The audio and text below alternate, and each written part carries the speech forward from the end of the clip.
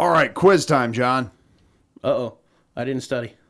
Well, you worked at a Ford slash Lincoln slash whatever dealership, or at least former Ford. Yeah, former. Yep. And you were the parts guy there for a long time. Parts, mostly service. Okay, Oh, so yeah. let me ask you. I'm not looking up a Toyota water pump gasket. They pulled that on me at AutoZone. No big box parts store. No Toyotas this episode. Sorry, PG Outdoors. We are going to be talking Fords right now. And so, John, I need you to tell me how many different engines were available in the Ford Super Duty from its introduction from 1999 to now. Oh, man, I couldn't even, 25. No, you know what, 23 and a half. Yeah, you're really close. You are really close there. I actually thought that you were going to say a lot less than that. Oh. Because most people, when they talk about the Ford Super Duty, or if they talk about the Excursion, like I'm a big Excursion fan, they will bring up 4 to 6 engines. Okay. They'll bring up the legendary 7.3 diesel. They'll bring up the 6-liter diesel, which we're going to talk about. They bring up the 6.4, the 6.7 diesels that replaced it, and then the V10, and then the 5.4 gas or V8. But what a lot of people don't realize is there have been a ton more engines in the Ford Super Duty from 99 to now. And I was thinking, online you see all those times, those stupid posts that are like, best or worst ranked, worst to best engines or cars or whatever, right? Yeah. Well, I was thinking, and I did a bunch of research, and I pulled stuff from my own noggin, and a lot of this comes from my own personal opinions, so disclaimer there. But I was thinking about rating, and I want to do it from worst to best. I want to do it best to worst. I'm sorry, I had that reversed. I want to do it from the very best to the very worst of the engines available in the Ford Super Duty. I like it. You like that? Yeah. Let's talk about these. Okie dokie. Sounds good to me.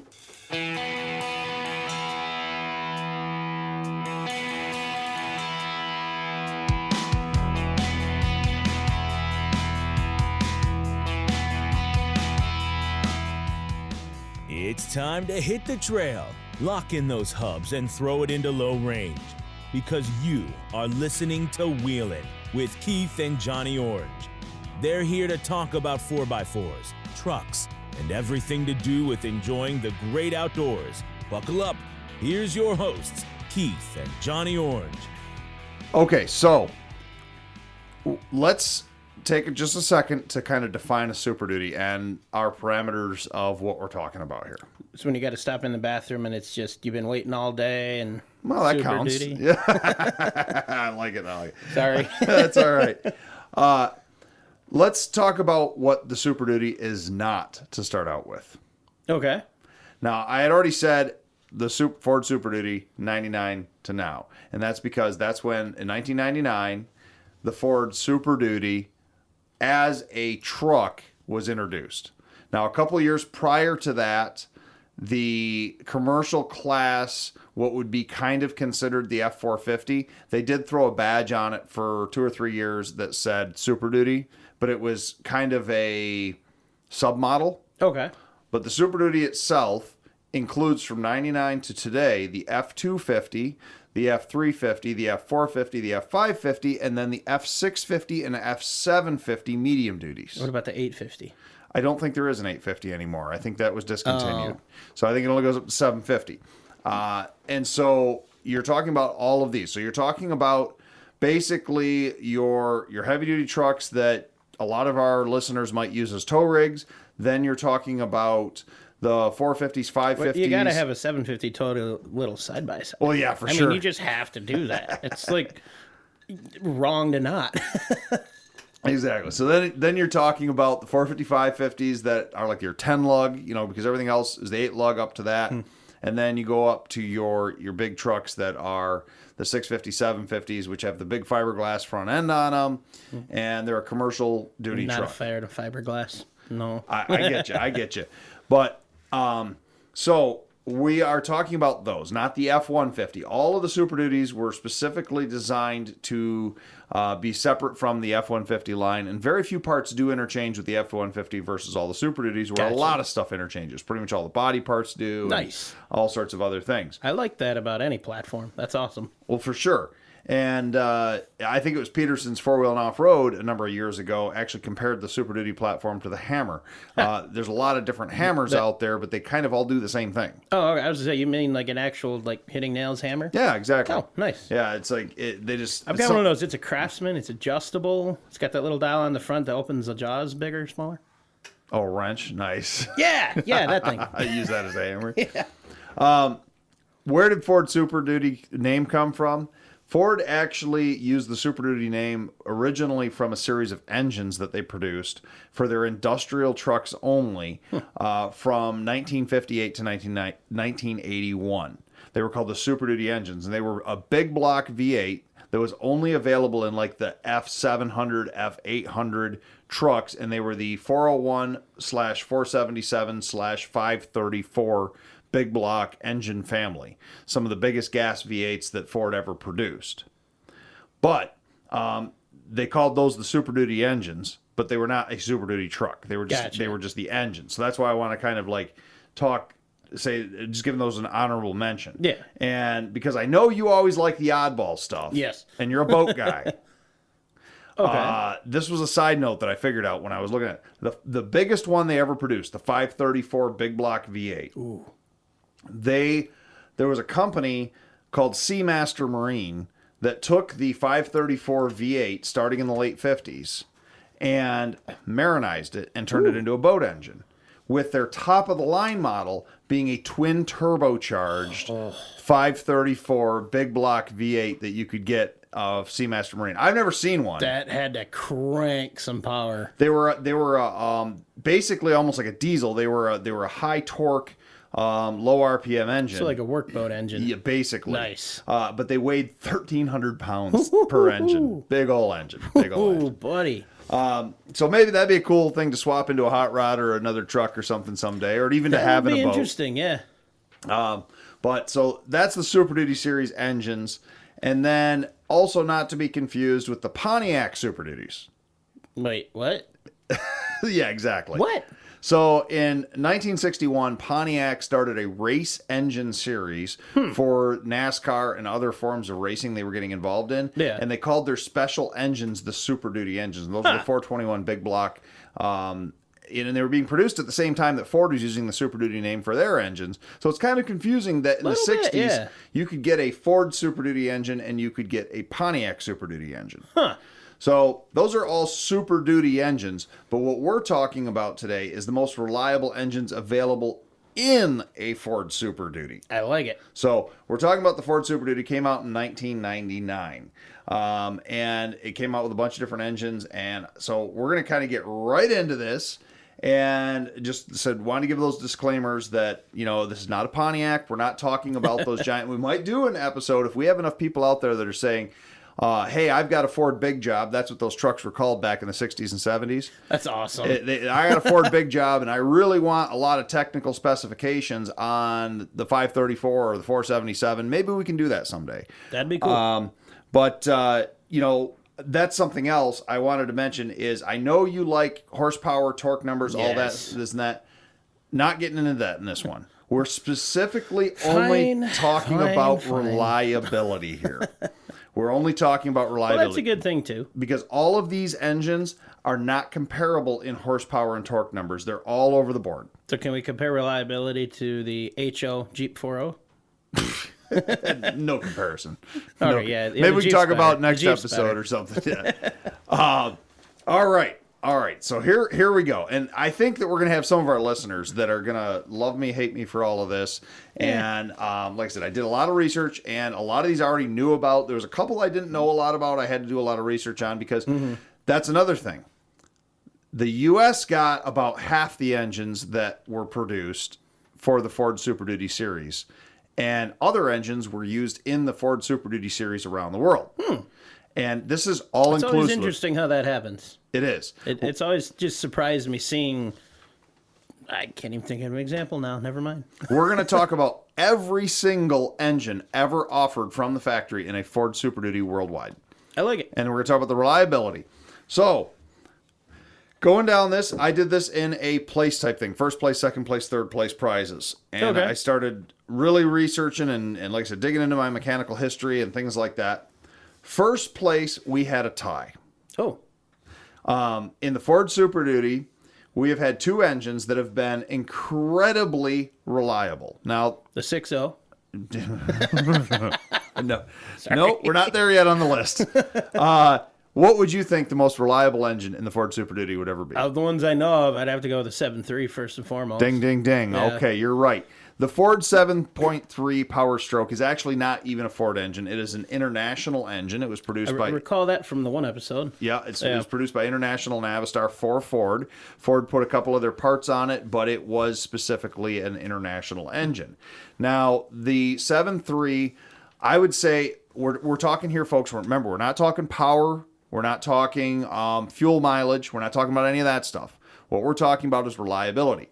The 7.3 has the world record currently for the most light-duty trucks worldwide that have gone over 1 million miles. So you got to give them that. For sure. So that's the reliability. They're the reliability king. So they're the first place winner.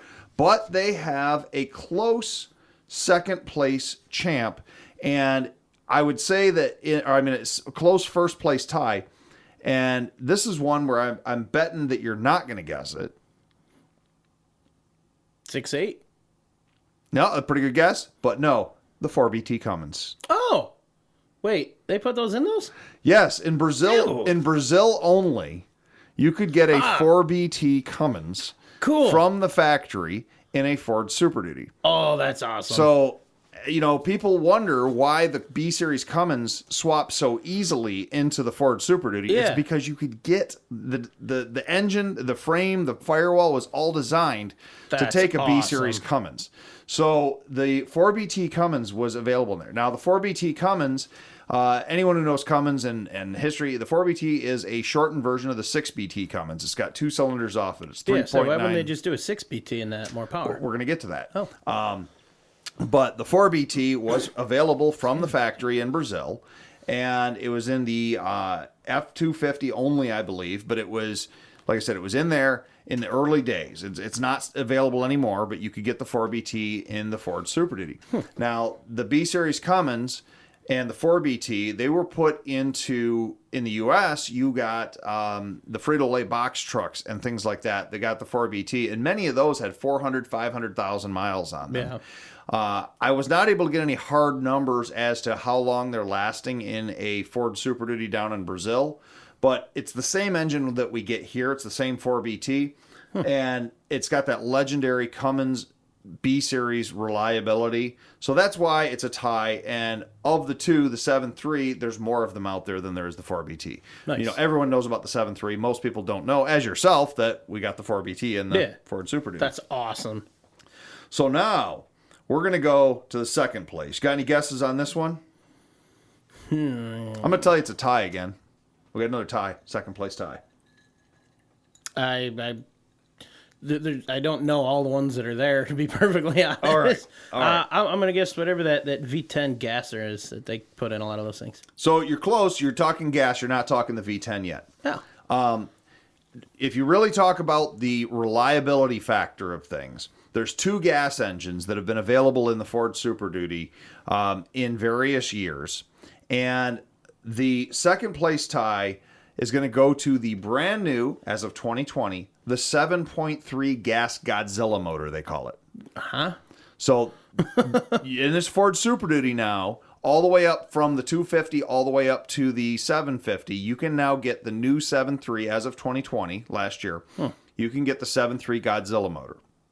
I think I'd have to do that just because of the name. That's awesome. Now, it's an all-new engine, and so we don't have any that have 1 million miles on them yet. But after digging and digging and digging into Ford forums and all sorts of other things, I was like, what are the common problems? What are people in the first year or two? Because they've been on the road now for 2 years, because, 2019 model year.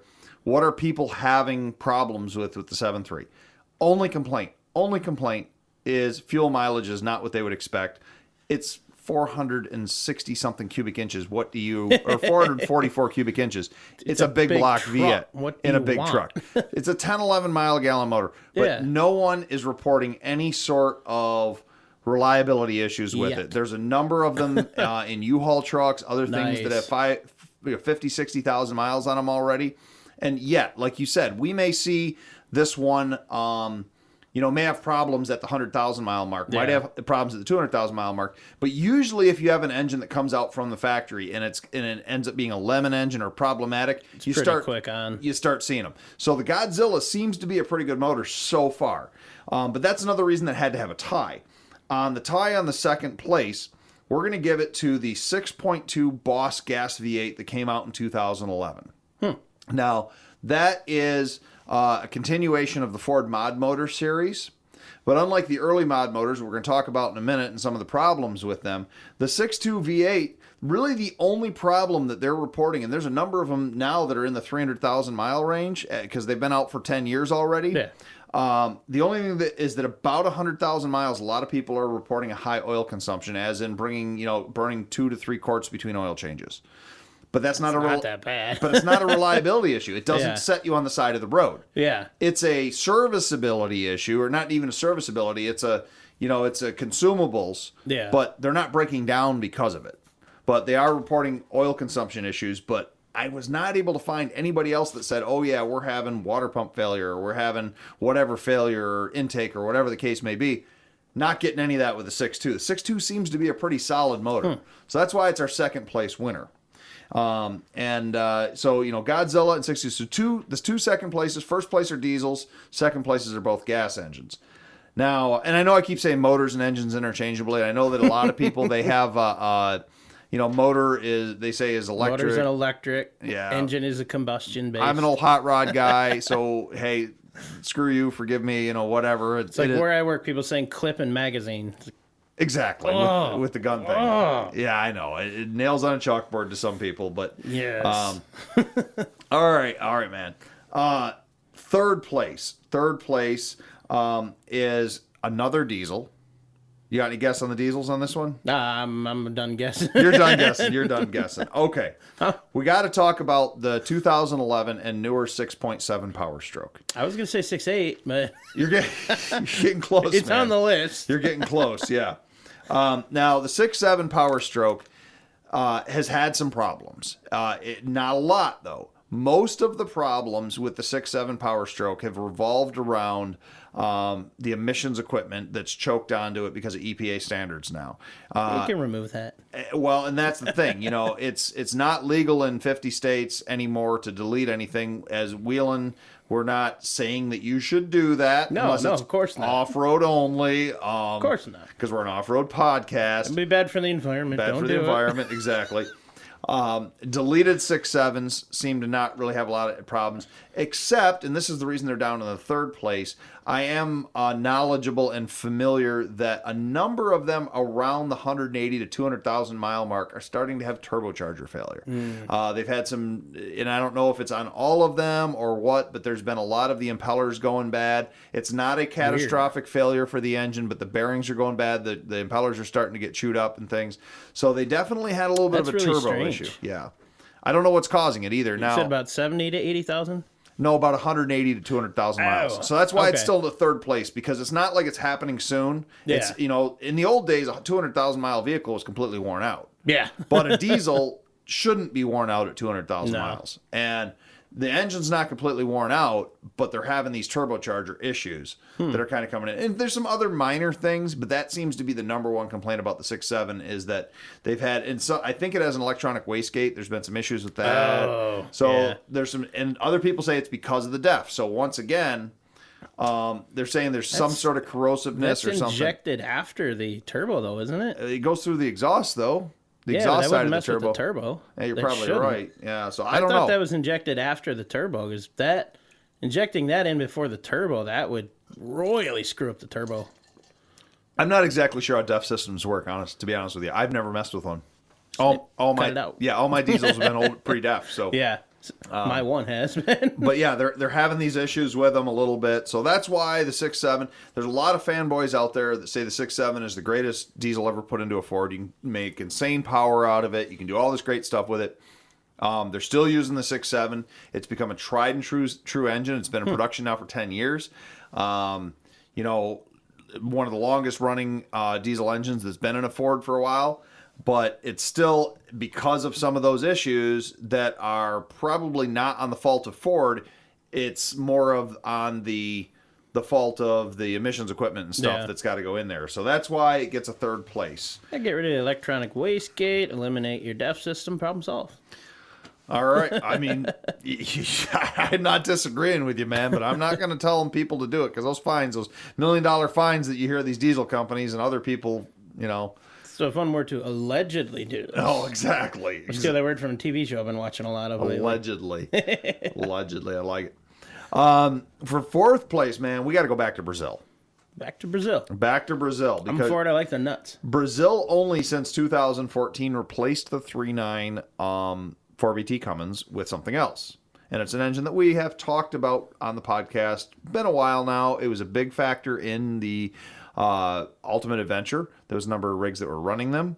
It is the smallest engine ever to find its way into a Ford Super Duty. Cummins 2.8? You can get the Cummins 2.8. Dude, sweet. So the Cummins 2.8 i4 has been available since 2014, and it is in the F250. I found mixed information on that. Some sources were saying that it was only available with two-wheel drive and a 5-speed manual transmission.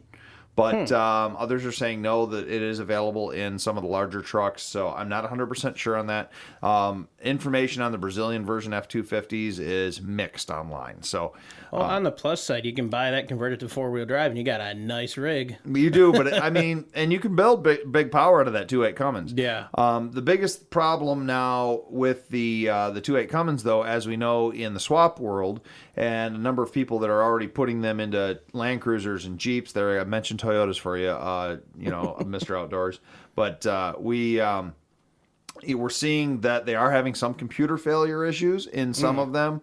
And I'm now reading with the 2.8 Cummins across the board in some of the swap situations, and over in some of the other vehicles are used in Eastern Europe and stuff, or Eastern Asia.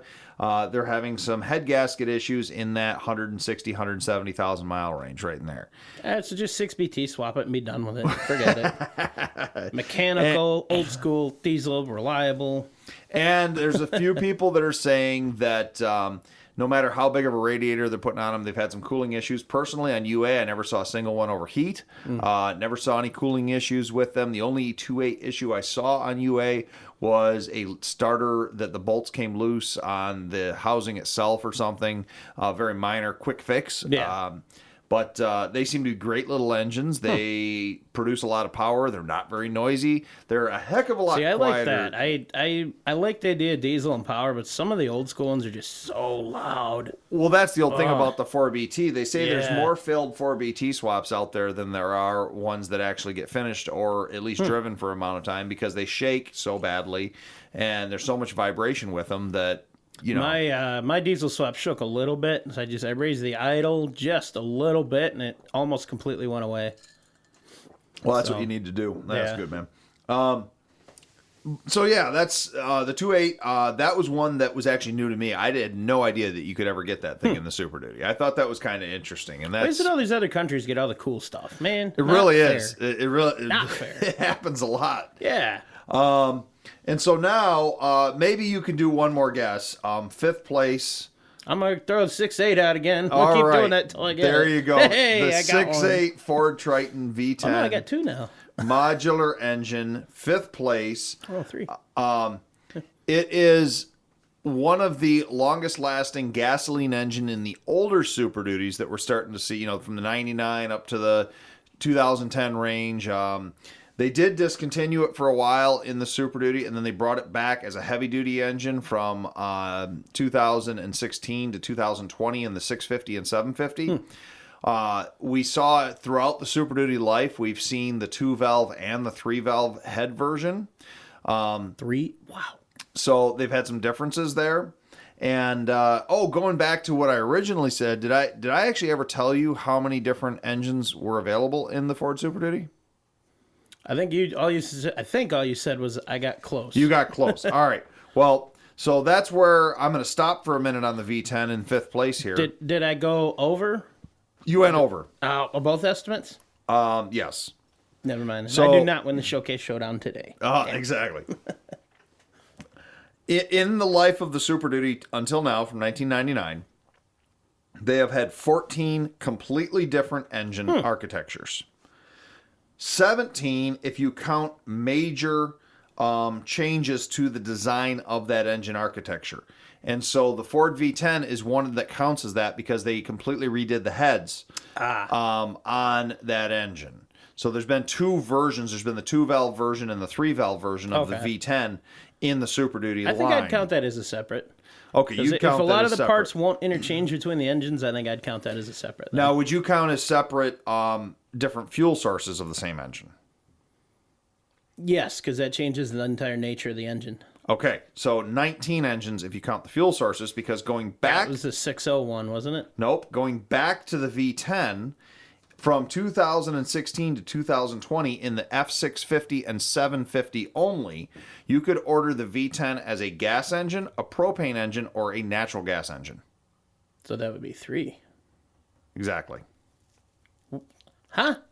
What? How do they make that work? Just different injection systems, and I don't know if the compression's different or not, but I know that the injection systems are different on them. Interesting. You could actually order it, so like fleets that were running natural gas and things like that. So they really wanted to get into the alternative fuels and that for their medium duty line at that point. I mean, I love the concept of an engine that can run different fuels like that. Just changing parts of it out. That's kind of cool. I'm pretty sure the long block was the same engine, but like the intake would have been different from the different fuel sources. So you could order that engine for, like I said, from 2016, 2020, you could get... Gives me a crazy idea. Remind me in the next episode of the After Show, if I remember it. Okay.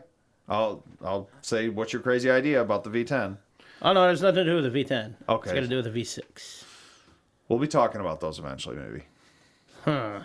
All right. I want to get out of that rabbit hole. Back to So Ford now, engines. back to the Ford engines. We've got a 5th place runner-up, I'm calling this one. Okay. The fifth place runner-up, do you know why it would be a runner-up and what it would be? Is it a runner short? Like a V9 or something? V8? V8. Hey! So the V10 modular motor, the modular motor platform, and that's what they actually called them, mod motors. Nice. They weren't mod engines, although that would be the technical term. The Ford mod motor platform was made in V6, V8, and V10 versions. So in the Super Duty, you saw the 5.4 modular V8, and it is basically the same engine as the V10, just 2 cylinders chopped off. Nice. And the same deal. You saw that in a 2-valve and a 3-valve version throughout the history of the Super Duty. But here's the deal. Both the V10 and the V8 have the same issues. Spark plugs spit out of the cylinder heads. You've heard of that? Where the threads go bad. They actually Yeah. make tools and kits, helicoils to do it. We've used many a kit. At the dealership? Yes. Okay.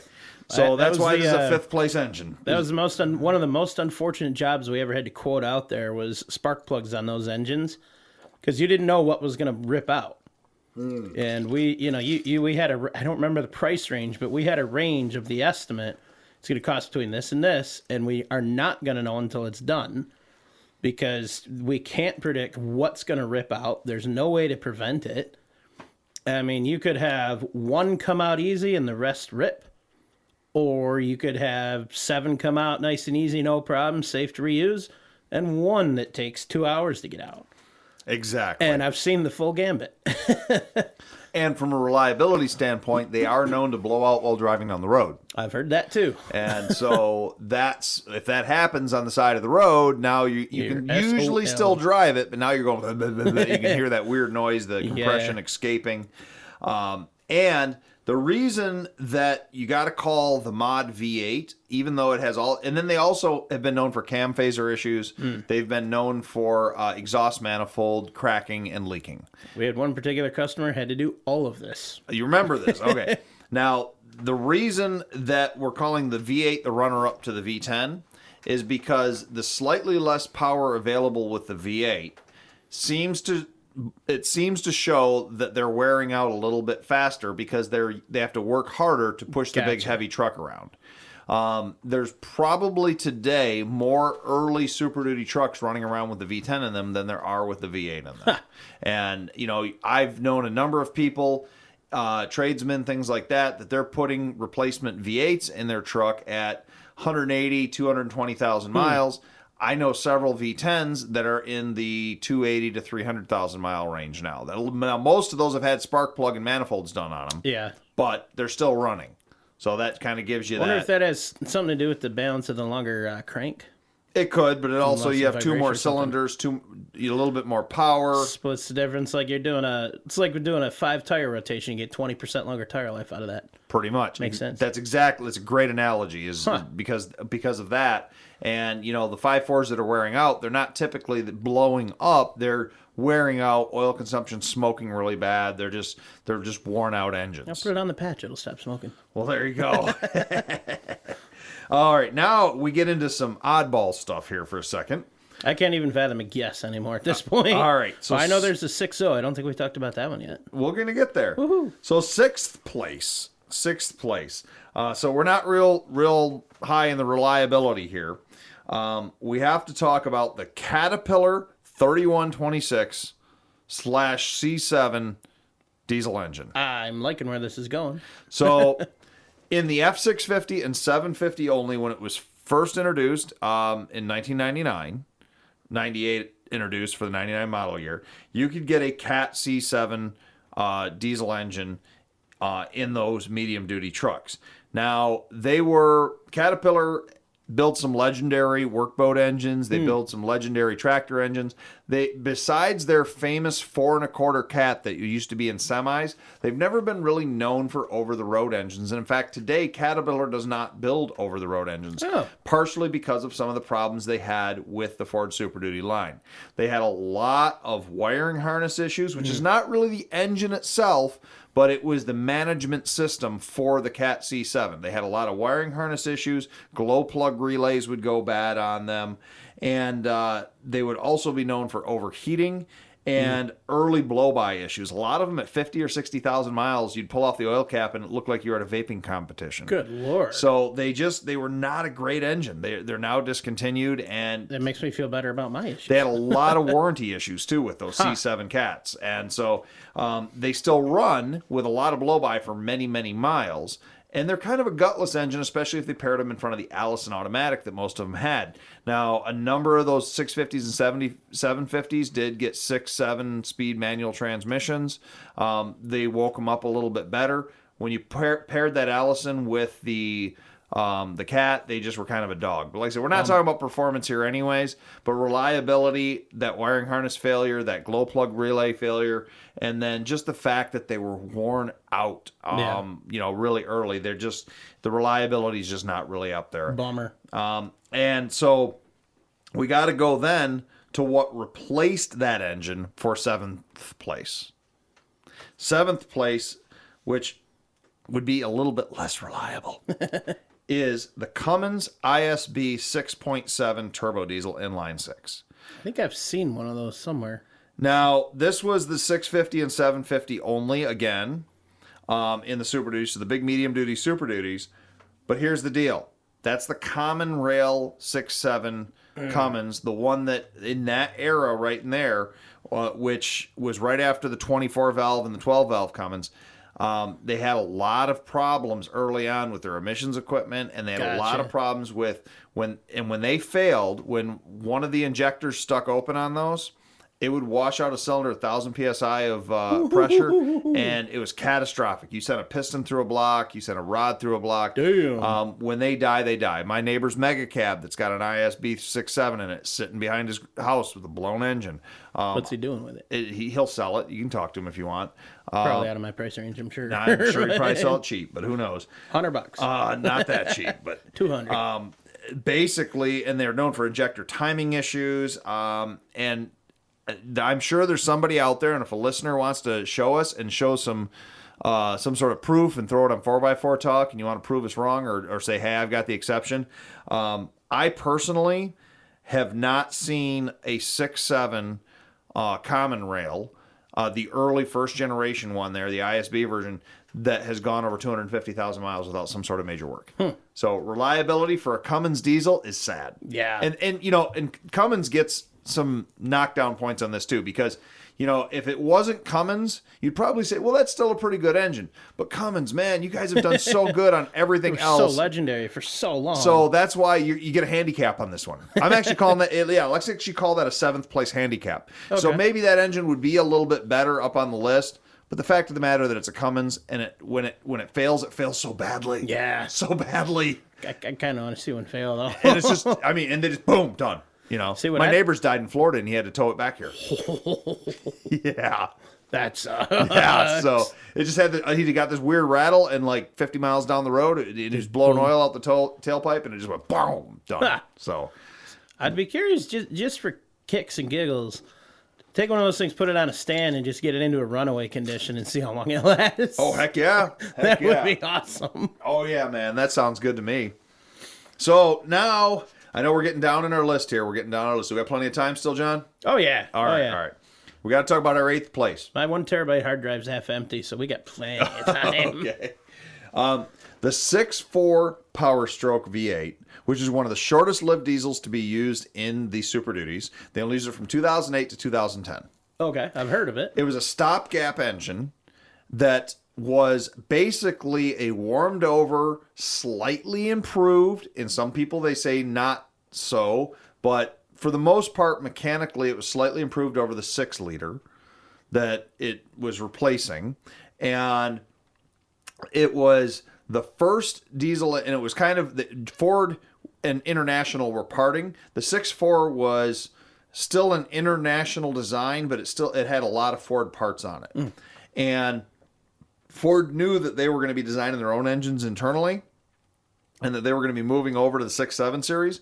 So the 6.4 is kind of a stopgap engine that they built for a while. Gotcha. Built it for 3 years here, 08, 09, and 10.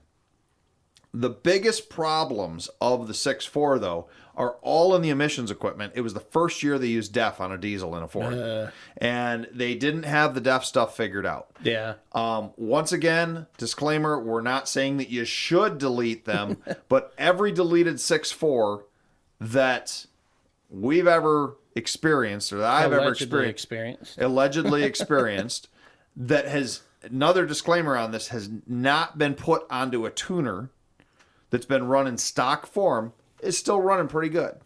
Now, the 6.4, that's one of the reasons that a lot of the 6.0 guys and some of the other 6.7 guys and other stuff, they don't like the 6.4 is because they don't seem to respond as well to a tuner. As soon as they put the tuners on them, it's something with the injection timing on them was never quite set right. And a lot of people say that the programming was set for the previous 6.0 and it was slightly off for the 6.4. And a lot of people that blow up 6.4s are running them on a tuner. So, gotcha. You really can't fault them for the tuner thing. But like I said, we're giving it that kind of like asterisk disclaimer here that the 6.4 is not a great engine. It's not a terrible engine. It's not a very bad engine if it's deleted. But once... So, play hypothetical here. Assuming it came from the factory, no emission stuff like that, and running a stock tune, would that bump it up your list at all? Oh, yeah. If it didn't have the DEF on it, it would have bumped it up the list for sure. And that's not a personal dislike for the DEF systems. Yeah. It's just saying that the DEF systems on that are what known to cause problems. Yeah. They cause early EGR clogging, all sorts of stuff on them. So if they didn't have the DEF system on them, I bet the 6.4 would have been... In fact, the 6.4 might have continued up to today. Maybe with some minor upgrades. Yeah. I do know that they say the bottom ends aren't as strong as some of the 6.0 stuff they did. So... I'm not super knowledgeable on the 6.4s, but I do know, just experience of flipping a few and seeing some different things, friends and reading. 6.4 is still our 8th place guy. And like I said, don't run a tuner on them. They just do not respond well to tuners. They're one of the Ford diesel engines that really has never responded well to a tuner. Going down then to 9th place is got to be the weirdest one on the list yet. An engine I'd never even heard of prior to this, and I had to actually dig into this engine quite a bit, only to find out that it's pretty rare, but it was actually offered in the Fords. Now, this is called the MWM Dash International 4.2 straight six turbo diesel. Okay. It was only available in the F-250 for the Brazilian market. Once again, Brazil and their weirdo engines in the Ford Super Duties. Not mostly for the Brazilian market. They built a handful of them in right-hand drive to be imported to Australia, the UK, South America. They were never really known as a super reliable or powerful engine at that. They're not a rip-off engine. They were a respectable international engine. But they are known for the heads warping and cracking. And the biggest knockoff, if we were doing a point system for reliability here, or at least usability, is parts are very scarce for them. I would imagine so. And so if you've got this engine that's a really oddball engine, and, so we already know it's got the head cracking warping issue. And now other parts, whatever you have on it, alternator, water pump, whatever the case may be, I don't consider that reliability. No. I mean, you can have an engine that'll run 1 million miles, but if you can't get general maintenance parts for it, I consider that a reliability issue. Yeah, I would. Yeah. And so they're scarce enough in the Fords to parts being, if you're different parts of the world, if you're in the U.S., good luck, not going to happen. But they're even saying that even people who live in Brazil that own them, or people who live in Australia that own them, parts are pretty hard to find. I actually found a blog online where a guy in Australia had bought one, and everyone's like, dude, time, money, you're going to be better to either swap a 7.3 or a Cummins or something into it, because you're not going to find parts for this thing when it breaks down again in the future. Yeah. And unfortunately, the blog post ended with him still not deciding what he was going to do. But he had started it out with, he had just fixed the warped head on it, and then he was looking for a water pump and couldn't find one anywhere. Don't you hate when that happens? You come across this crazy good build thread or just thread, and it starts with the questions like, I really want to know the answer to this. And you get to the last post, and it's like, so is there any update? It's like your favorite TV show being canceled without being... Yeah, exactly. Yeah, or just in the middle of an episode, just to black. Like The Sopranos? Yeah. Which I've never seen, but I've heard about it. Me neither. Yeah, so that weird 4.2, I'd like to see one. I'm sure I could Google some more images. I mean, I saw some pictures online and stuff, but I'd like to see one in person. I'd like to hear one run. One thing I did hear as a side note, and I really have nothing to go on but the word of other people that I saw on some forums online. They said it's one of the quietest running diesels, and it was also what was called a high-speed diesel. Yeah, these apparently have a good operating range in that 3,000, 4,000 RPM, which you don't get a lot with diesels down here. And they're supposedly a respectable engine. In their own, MWM-International is a respectable producer of engines, and they use them in other applications, but it wasn't a good combination for Ford. Yeah. They had to do specific things to make it work for the Ford, and those Ford-specific parts, hard to find. Not impossible, but long shipping fees and things, heavy shipping fees, long shipping time. Yeah. To me, that's a problem. I'm not going to swap something into my rig, especially if I'm going to be driving it for work every day or on vacation. I want to be able to get my stuff at AutoZone or absolutely. wherever, so. That was why I like a lot of my ideas with the stock builds is it's the best of stock, but if anything breaks, I can get it anywhere. Oh, exactly. Yeah, so, you can get it wherever you need to go. And so now we're down to 10th place. So we're getting pretty low on this list. And this is an interesting mention because this is another Brazil F-250 only. Is the only V6 ever offered in a Ford Super Duty. They've had inline sixes. That seems completely counterintuitive. They've had Super Duty. They've had inline fours with the 4BT and the 2.8 diesels. But this is a gas V6. This is the 4.2 Essex V6. Now, disclaimer on this engine. This engine was actually used in a lot of Ford vehicles, especially in Europe and South America. A lot of cars, they used it in Crown Victorias, they used it in police cruisers, they used it in all sorts of stuff. And it's actually a pretty good engine in light applications. The problem is it doesn't have the durability to be pushing a heavy vehicle down the road, towing, hauling heavy loads.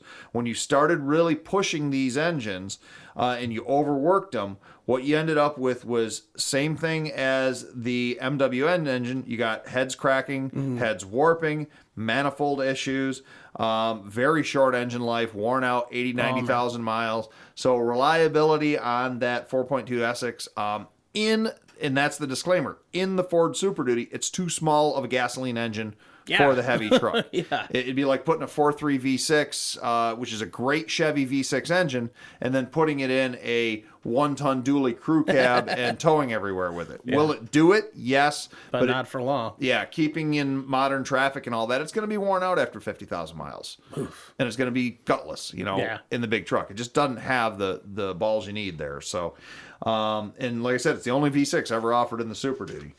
And so, it's just one of those things. And so, now we're down to 11th place. And this is where we have to go off the rails a little bit. 11th place, drum roll, whatever, is literally any other non-factory engine swapped in. Okay. All right. And the reason that I'm mentioning this is because the Ford Super Duty is a very, very popular swap platform, specifically for the 12-valve 5.9 Cummins. Ooh, I like it now. Because the 4BT was already in them, the architecture's there. Yeah. And because they had other inline diesel straight sixes in them, the 5.9 is a beautiful fit into a Ford Super Duty. Yeah. But they never came factory from the factory. But there's a lot of them out there. I know there's a lot of cool valve covers you can get, though, that make it look factory. Fummins from Chad at Quick Draw. Yeah. There's Fummins Facebook pages. There's Ford Cummins swap groups. There's probably tens of thousands of these that have been swapped in there. And that's probably, so it's kind of an honorable mention, 11th place. It would be a first place winner if they came in the factory. Yeah. Because the 12-valve Cummins is like this legendary reliability, million-mile engine. There's tons of them out there. Right up there with the 4.0. Exactly. And it's considered one of the best engines of all times. Yeah. And this is one of the best platforms to swap it into, or at least because it's so compatible. Yeah. And there's so many people that have done it. If they would have ever built one, we'd be bumped up to like first place. But because it's not a factory option, we can't give it first place, first through 10th. It's going to be our 11th place. And then anything else, you want to swap a Chevy engine, you want to swap an old Ford 460, whatever, it'd be great. What about a Detroit 171? I just saw a picture of that on Facebook. Oh, I saw that too, yeah. That'd be a little underpowered. That would be cool. It'd be like 30 horsepower. Another honorable mention on that, they did put those international, like we talked about, those oddball international straight sixes in them.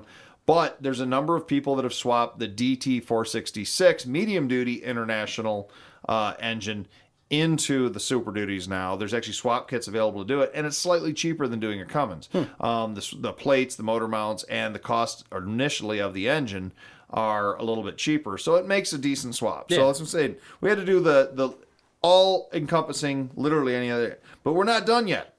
Ooh, there's more. We're not done yet. 12th place.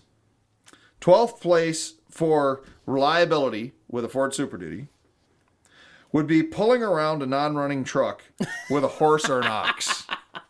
What? What about a mule? What about a mule? 13th place.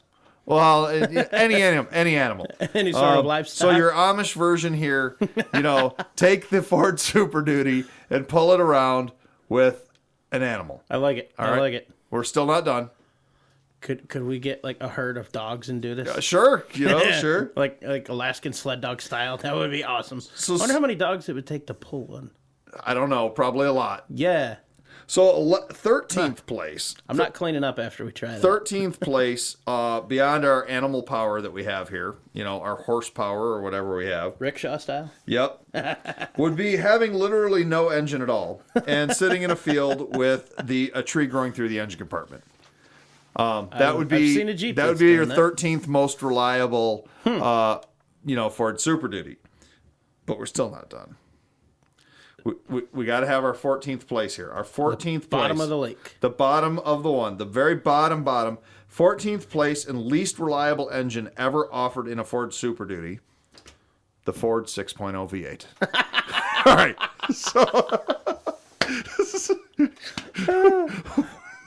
Oh, that's all right. Keep going. I got to hear it now. That's awesome.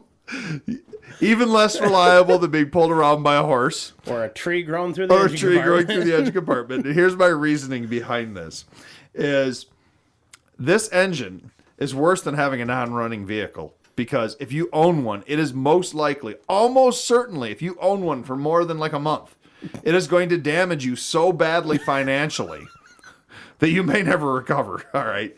And, this is where I said this is going to be controversial. The 6.0 fanboys are going to come out of the woodworks on this. And they're going to be like, it's the greatest engine ever. It's the 6.0 is the blah, blah, blah. If only you throw $20,000 at it, it'll be, and you bulletproof it, quote unquote, bulletproof it. It's going to be the greatest engine.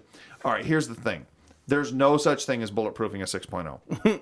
It's been said. Guys are like, oh, well, if you put the ARP head studs and the ARP rod bolts and you switch out the connecting rods and you desmog them and you do this and you do this and you do this and you pay a shop 15 to Kind 20. of not the original engine anymore then. Well, that's exactly for reliability. Yeah. And it's really a 50-50 chance. There's so many that have had so many problems out there that there's just, if you don't put a tuner on them and you really drive them like an old lady, you still got a 50-50 chance of that thing like just dying on you on the side of the road after 80,000 or 100,000 or whatever, so many miles. And to back up my bias on this, my belief on this, if you Google what is the worst diesel engine ever made, immediately you get page after page of Ford 6.0. Nice. So it is literally one of the worst. I kind of want to do that. Yeah, it is literally one of the worst engines ever made. Yeah. And here's where I attribute the 6.0 fanboys to. I may have said this on the podcast before, but maybe I haven't. They are in an abusive relationship. Okay, hear me out. Okay. They buy these trucks and they're like, oh, this truck is great. It gives me everything I want. It's got all this power. And this 6.0 loves me and I love it. And you know what? Maybe it hits me sometimes, but I still love it. And, maybe it runs out on me. Maybe it breaks down on me all the time, but we still love it. And maybe, it damages it takes all my money and steals from me, but we still love each other. They're in denial. Yeah. That's all it is. You can create stupid power with a 6.0. There's people that are doing it. There's people that are racing these things and they're putting like 700-800 horsepower through them, but they don't last. Reliability. So here's the deal. Sure, I will be the first to admit you can build a heck of a drag truck out of a 6.0. And I'm not worried about reliability if I'm going down the quarter mile. Because if it blows up on the quarter mile, it goes back on the trailer and it goes back to the shop. But if I'm going to drive it every day and I'm going to take my family down the road, or I'm going to haul a trailer, the horse trailer, or I'm going to go wherever, the 6.0 is a bad choice. There's more, and you can find online story after story of families, especially when these things were new. And it's the whole reason that Ford and International split ways. I mean, where families they'd put their brand new fifth wheel on and their brand new 6.0 Ford Super Duty and they go out west and they're in Nevada and all of a sudden it overheats, boom, just done. I mean, they were just garbage engines. And so that's what I said, I'd rather have a non-running truck with a tree growing through the engine compartment than, in reality, if I've got to drive something to work, a 6.0, whatever. I'm going to drive one. And that's why I'm making fun of it for you guys out there.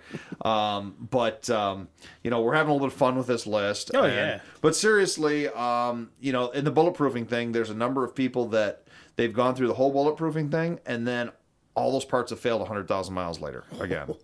There's something about it. There's just a gremlin, man. I don't get it. That is a comprehensive list of every single engine ever offered in the Ford Super Duty to today. With that being said, of all those engines I mentioned, and I know you're not a big Ford guy per se or anything, but you like engines and you like diesels and stuff like that. If you could have any of those engines, which one would you have, Out of John? all the engines you mentioned? Yeah. 5.9 Cummins. The 5.9 Cummins? Yeah. Yeah. Oh, yeah, of course. But that wasn't offered in it. So any of the ones that were You offered said of in... what you mentioned. Okay, how about any of the ones that were in the Ford Super Duty? Let's say you were going to get an... Because all these engines were offered at one point or another an F-250. Oh, no, except for the Cat C7 and stuff, that was 650. Because I know there's so many of them, I'd have to go with the 7.3. You go with 7.3. Yeah, there's so many of them that they'll probably never stop making parts for those things. Or service kits, upgrades, stuff like that. I am going to disagree with you a little bit on that, though. Oh. Because we have run it. So I didn't mention some of the known problems with the 7.3. Now that you say that, I remember back to the dealership days. Yeah, it's hard to find a stock flywheel anymore for those. Oh, is it? Yeah, at least when we were doing it, we were able to source a couple, and then we had to start going aftermarket. I hear it's getting better, but right after the Ford International split for a few years there, Ford was just not. They were like, nope, you got to go to an international dealer. There was like this thing where there was probably some internal memos where they were like, we're not selling these parts or whatever anymore. But the 7.3 is not infallible. And, compared to the 5.9 Cummins, the 5.9 is still a superior engine, and that's because it doesn't have the wet sleeves with the injectors, the oil-fired stuff. And the 7.3 is known for oil pan rust out. That's a common thing. That's what we dealt with a lot. And H-pop lines leaking and some of the things. So they're really known for oil leaks. Now, that's not really a reliability thing. It just leaves a lot of oil everywhere. So that's kind of mine. Mine too. It's a nick off the old block there. But disagreeing with you on the parts. I see what you did there. Nick off the old block. I don't get it. Engine block. Oh, nice. Whatever. Went over my head. I'm sorry. Only once have I ever found with the 4 7.3s I've owned a parts issue. And I was leaving, actually, weirdly enough, leaving an AutoZone. I had gone in to pick up something else for a different project, and I was leaving. And all of a sudden, I lost power steering, brakes, all this and that, pulled over. And I have Hydro Boost. Yeah. I had lost one of my idler pulleys. Ooh. So I was able to drive it with no power steering back into the AutoZone parking lot. They're like, nope, special order only. We can get it so many days, whatever it was. And I said, okay. So I called the Ford dealership. Nope, we don't sell any parts for that. Yeah. And then I called, CarQuest, Napa, stuff like that. Most of the places besides the Ford dealership could get me the part, but it was going to be 4 or 5 days. And so I went into my garage and I took a Cummins 5.9 pulley, which was only slightly smaller in diameter, and mounted it on there, and it worked just fine. Nice. However, that same pulley went on the Blue Excursion that I have now, and when I went to AutoZone again, this time they were able to get me it, but I had to buy it and they had it in stock, but I had to buy it as the whole tensioner assembly. Yeah, most of them do that. And so that wasn't too bad. I was able to do that, and it was like maybe $60. So it seems like the aftermarket Chinese parts, whatever, are catching up to that. Yeah. So it'll be interesting to see. It's not infallible. No engine is. The 5.9, in my opinion, Cummins is still up there at the top of the list. I personally would love a factory 4BT F250. Yeah, that would be awesome. I think- That would be, of the other options, that'd probably be a second choice. Yeah, for you. Now that I think about it, it's really close to tie for first. I could see you driving around personally in a Ford Tropicruiser What now? with a 4BT. What's a Tropicruiser? Brazilian version of the Excursion. I think it's called Tropicruiser. Oh, Tropavan. Google it. You got it right there. Tropavan. Can you get a signal? Yeah. Yeah, the Ford Tropavan. And How do you spell that? TR Ford. I got that Yeah, part. Tropivan. I think it's called the Tropavan. I don't have a note on it, but I've seen them before. Tropivan. Ford.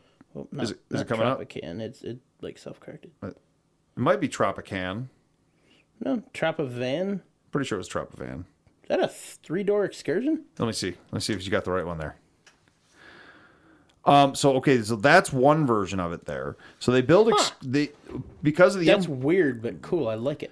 I'm thinking of something else then. Maybe it's the Tropicruiser or something. Look up Tropicruiser or Ford Tropa something. So basically down in Brazil and stuff, what they do is to get around basic vehicle and car laws down there, they take the F250 and they build some weird bodies. They've got Excursions that don't have Excursion rear doors. Well, it kind of looks like an Avalanche. Yep, there you go. Yep, that's the one. What is that thing called? I don't know. I literally Googled Ford Trop is something. Yeah, there you go. And that's got a car trunk on the back of an F-250. Tropical Cabins? No. Oh, no, that's like an organization. But yeah, it's got a car trunk on the back, and it looks like an Avalanche. You could never get them in North America, but it's an F-250. It's actually a company that does it, it looks like. Yeah, they had to do them down there. They were all conversions. Yeah. So the company is Tropical Cabins. Oh, okay. This was... Oh, crap. I just skimmed over it. Where'd it go? Can't find it. F-250 sedan. The F-250 sedan. And that was to get around various sedan laws and stuff like that. And it's got a weird grill That's and kind of everything. neat.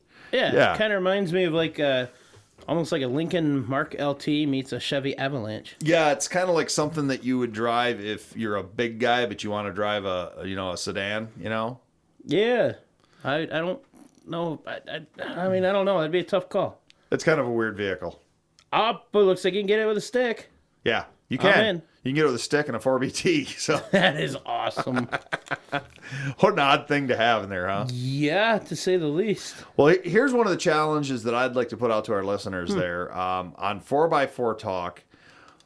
If you've got any pictures, and of course you can Google them or whatever, but what fun is that? If you've got the weirdest Ford Super Duty vehicle out there, weirdest combination, you swapped in a weird engine, if you've got a Keith Black 528 Hemi with a blower, we want to see it. You know, whatever you've got. The Ford Super Duty series is a very long-running series now, 1999 to current. We're 22, 23 years into this thing, and they've used a number of oddball and great and terrible engines all at once. It's been an interesting platform. Or if you just have a super cool Excursion or Super Duty, we want to see it. We want to see what do you have and what's your favorite engine. Yeah. Let us know on 4x4 Talk. Yeah, so where and how can they find that? On Facebook. It's a group. John, why don't you tell them about it? Oh, come on. What? You're better at it than All right, me. so if you want to do more of this, check us out, 4x4 Talk on Facebook. Just go right up to your search bar, 4x4 Talk. That'll pull up our kind of community page there, communicate with other listeners and us. We do post and respond periodically on there. You can, just a couple quick questions to get you onto that page. Also, make sure to tune into our after show on Patreon. Access those $2 a month, and we do have a whole bunch of free episodes right now. Patreon.com/Wheelin' Radio, and you can check that out. Yeah, very cool. We didn't get into anything with you right now too much, John, but maybe we can do in the after show. Oh, yeah. You got any other projects or anything before I tell people where to find things with me? Got anything going on personally there? Yeah, nothing I can quite share just yet. Just garage reset. So getting back to work on Project XJ. So I'll have some pictures of that hopefully soon here. I've got the rocker tube mocked up on the other side, almost ready to weld in now. I'm glad to hear And that. I can get my welder out again. So. Nice, very nice. Yeah, I'm looking forward to seeing Project XJ on the road finally, and Me too. that'll Me be too. that'll be awesome to see. Yep. And if you're interested in hearing more about 4x4s, I know this was not a 4x4 heavy episode. We were talking more about engines, but of course, most 4x4s do have engines. Except your one that you prefer over the 6.0. Yeah, the tree under the hood. So, and that would be a big block of wood. But anyways, Oh my God! Wow. and so anyways, if you're interested in hearing, Wait. So it's a one-cylinder engine? oh yeah, there you go, if you are interested in hearing more about 4x4s, 4x4 history, we are both part of the Museum of Off-Road Adventure in Clay Township, Michigan. We have a Facebook, Twitter, and an Instagram group for that, as well as Wheelin'. You can find us by searching for either Wheelin' or Museum of Off-Road Adventure. And Museum of Off-Road Adventure always has some great things going on. We are open to the public by appointment only. And check us out. So with that, John? Say thanks for listening and have a good one, everybody.